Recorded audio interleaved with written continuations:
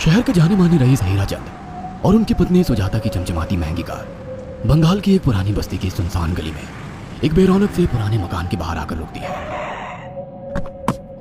सुजाता, ये तुम मुझे किस जगह लेकर आई हो? ये तो कोई गरीबों की बस्ती लगती है, यहाँ ऐसा क्या है?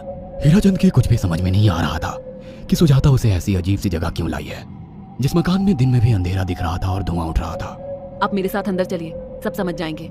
यहाँ हमारी हर समस्या का समाधान मिलेगा। सुजाता और हीराचंद आशंकित कदमों से उस मकान में दाखिल होते हैं। तभी उन्हें किसी महिला की भारी आवाज सुनाई पड़ती है। चले आओ, चले आओ। हीराचंद ने देखा कि उस मकान के अंदर अंधेरा था। अचानक हीराचंद की निगाह एक कमरे की ओर पड़ी, जिसके अंदर हल्की हल्की सी रोशनी आ रही थी और उस कमरे के अंदर से धुआं उठ रहा था। शायद उस कमरे के अंदर आग जल रही थी।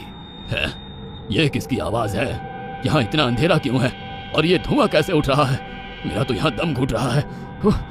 सुजाता और हीराचंद धीरे धीरे कदमों से उस कमरे के अंदर चले गए। अंदर वाले कमरे में बिखरे बाल वाली एक खूबसूरत सी बूढ़ी औरत सामने जल रही आग में एक मुर्गी की गर्दन काटकर उसका खून गिरा रही थी और मुर्गी का शरीर छटपटा रहा था। ये देखकर सुजाता को उबकाई आने लगी। हीराचंद ने सुजाता की ओर देखकर कहा, तुम ही मुझे यहाँ लेकर आई हो और खुद ही घबरा रही हो। कौन है ये भयानक सी शक्ल वाली औरत और हम यहाँ क्यों आए हैं? अचानक उस औरत ने एक झटके में मुर्गे की गर्दन धड़ से अलग कर दी। ये देखकर सुजाता के मुंह से चीख निकल गई और सेठ हीराचंद भी सहम गया। वो बहुत डरावना नजारा था। ये अघोरा ताई हैं। ये हमें अपनी काली तंत्र विद्या से संतान सुख प्रदान कर सकती हैं। इसलिए मैं आपको यहाँ लेकर आई हूँ। कैसी बात करती हो? जहाँ बड़े से बड़े डॉक्टर सफल नहीं हुए, वहाँ ये मामूली औरत क्या कर लेगी? हीराचंद की बात सुनकर अघोरी ताई ने गुस्से से हीराचंद की ओर देखकर कहा, नादान हीराचंद, काली विद्या में इतनी शक्ति है कि मरे को भी जिंदा कर दे। संतान पैदा कराना कौन सा मुश्किल है? तुम्हें मेरा नाम कैसे पता? क्या तुम सच में हमें संतान सुख दिला सकती हो? तुम जितनी दौलत मांगोगी मिल जाएगी, अगर ये संभव है तो। संतान का नाम सुनते ही हीराचंद की आंखों में चमक आ गई। वह संतान के लिए कुछ भी कर सकता था। तुम लोगों को मुझे एक नवजात शिशु लाकर देना होगा। मैं उस शिशु की बलि चढ़ा दूंगी और फिर वही शिशु तुम्हारे घर में फिर से जन्म लेगा। नवजात शिशु की बलि का नाम सुनते ही सुजाता और हरिचंद डर के मारे सिहर गए, पर उनकी आंखों में उनकी संतान का सपना ज्यादा बड़ा था। वो सब करने को तैयार थे। अघोरा ताई, आप जैसा कहेंगे हम वैसा करेंगे। बस हमें संतान सुख दिला दो। बिना वारिस के हमारी दौलत किस काम की? संतान सुख के लिए अंधे हो चुके सुजाता और हरिचंद अपनी नौकरानी शीला से एक नवजात बच्ची चोरी करवा के अघोरी ताई को दे देते हैं।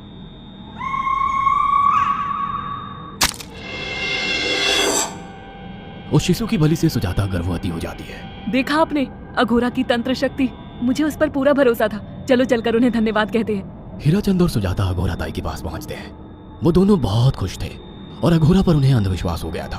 अघोरा ताई, आप महान तंत्रिका है। आपने वो चमत्कार कर दिखाया जो बड़े बड़े डॉक्टर नहीं कर सके। ये काली विद्या है बेटा।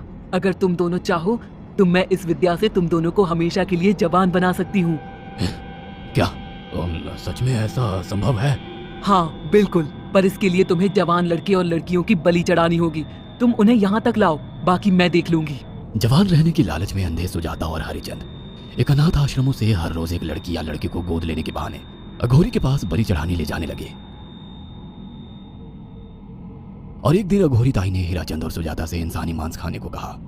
पूरी तरह से इंसान से हैवान बन चुके अब वो दोनों इंसानी मांस खाने के लिए तैयार भी हो गए। ये गर्म खून और मांस खाकर तुम लोगों की उम्र भी बढ़ जाएगी। खाओ इसे। हाँ, सच में ये इंसानी मांस बड़ा स्वादिष्ट है। अघोरा ने अपनी बातों में फंसाकर सुजाता और हरिचंद को नरभक्षी बना दिया था। वो तीनों हर दिन बलि चढ़ाकर खून पीकर मांस खाने लगे। नौकरानी शीला भी नए शिकार लाने में उनकी मदद करती थी, मगर एक दिन शीला को शिकार नहीं मिला।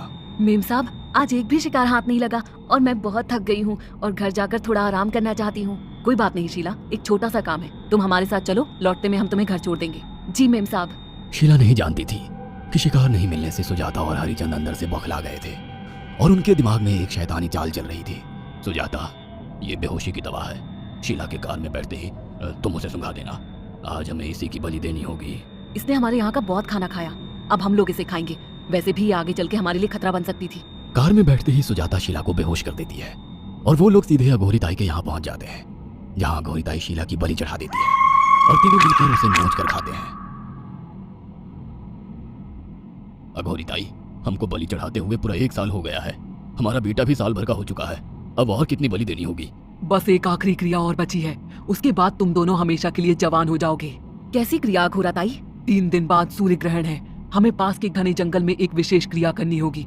उसके बाद तुम लोग कभी बूढ़े नहीं होगे। कितना अच्छा होगा, हम हमेशा जवान रहेंगे और सालों साल तक अपनी दौलत से ऐश करेंगे। हाँ, सच कहा। अघोरा ताई ने हमारे हर सपने पूरे कर दिए। 3 दिन बाद बंगाल के बियाबान जंगल में कोहरे और ओस से भीगे पेड़ों के बीच एक घने बरगद की बेलों पर कटे इंसानी सिर लटक रहे थे, जिसमें से खून टपक रहा था। काले जादू का सामान भी रखा था। कितनी भयानक जगह है ये, हर तरफ कटे हुए सर लटक रहे हैं। थोड़ी देर में सब समझ जाओगे, बैठ जाओ और मेरे साथ ये मंत्र दोहराओ। ओ, अघोरा, ये किन लोगों की कटी हुई गर्दनें हैं? आप यहाँ क्या करने वाली हो? हीराचंद की बात सुनकर अघोरा जोर जोर से हंसने लगी और उसने एक शैतानी हंसी हंसते हुए हीराचंद की ओर देखकर कहा, तुम जैसे ही लोगों ने अपनी इच्छाओं को पूरा करने के लिए इन लोगों की बलि चढ़वाई है और फायदा उठाया है। अब तुम दोनों आंखें बंद करके यहाँ बैठ जाओ और मेरे साथ मंत्रों को दोहराते जाओ। अघोरा ने सुजाता और हरिचंद को वशीकरण मंत्र और काले जादू के इस्तेमाल से सम्मोहित कर दिया और देखते ही देखते वो एक भयानक डायन में बदल गई और चीखती हुई बोली, अब मैं तुम दोनों की बलि चढ़ाकर अमर हो जाऊंगी, क्योंकि तुम लोगों ने 100 लोगों की बलि का खून पिया है। देखते ही देखते उस डायन ने फरसे से एक एक करके सुजाता और हरिचंद की गर्दन काटकर जल रही आग में बलि चढ़ा दी और उनका गर्म खून पीने लगी। जब तक तुम जैसे मूर्ख और लालची लोग अपने फायदे के लिए दूसरों को मेरे पास लाते रहेंगे, मैं उनका फायदा उठाकर ऐसे ही उनकी बलि चढ़ाती रहूंगी। दरअसल अघोरा एक डायन थी और अपना स्वार्थ पूरा करने के लिए उसने हीराचंद और सुजाता की लालच का फायदा उठाकर उनकी भी बलि चढ़ा दी। बुरे काम का बुरा ही नतीजा मिलता है।